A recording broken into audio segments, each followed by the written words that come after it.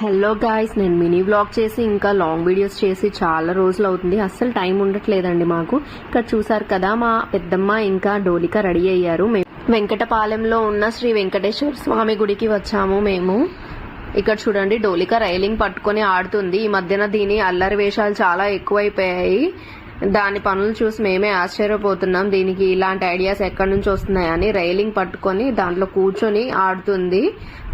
దర్శనం చేసుకుని కూర్చున్నాము. 12 గంటలకి అన్నదానం అని చెప్పారు. సో ఈ లోపు అక్కడ కాసేపు వెయిట్ చేసాము. ఇంకా సెల్ఫీస్ కొని తీసుకున్నాము. డోలిక మాత్రం చాలా బాగా ఆడుకుంది. దానికి అక్కడ నుంచి రావాలని లేదు. ఇంకా ఒక చిన్న పాప కనిపిస్తే తనని చూస్తూ అక్కడే కూర్చుంది.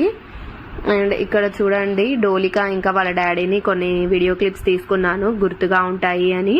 చాలా చక్కగా కూర్చుంది, బుద్ధిమంతురాల్లాగా. ఆ రోజు ఎండ బానే ఉంది. ఇంకా సమ్మర్ స్టార్ట్ అయినట్టే.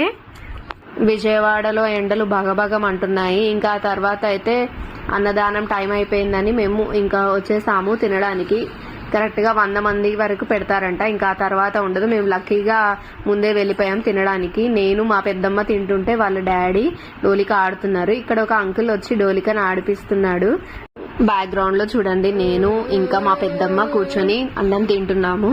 అప్పటి వరకు బానే ఉంది. ఆ తర్వాత నుంచి నేను ఆ తాడు పట్టుకున్నట్టు వెళ్ళిపోతాను, రాళ్ళు తీసుకుని ఆడతాను అని చెప్పి ఒక్కటే విసిగించింది. మా దురదృష్టం ఏంటో కానీ క్యాబ్ బుక్ కాలేదు. ఇంటికి వెళ్ళడానికి గంట సేపు వెయిట్ చేసాము. ఈ డోలిక అల్లరికి మాకు పిచ్చెక్కిపోయిందనమాట. అసలు వినట్లేదు. బాగా వేడిగా ఉంది. బయటకు వెళ్ళిపోతానని ఒకటే గోల చేస్తుంది.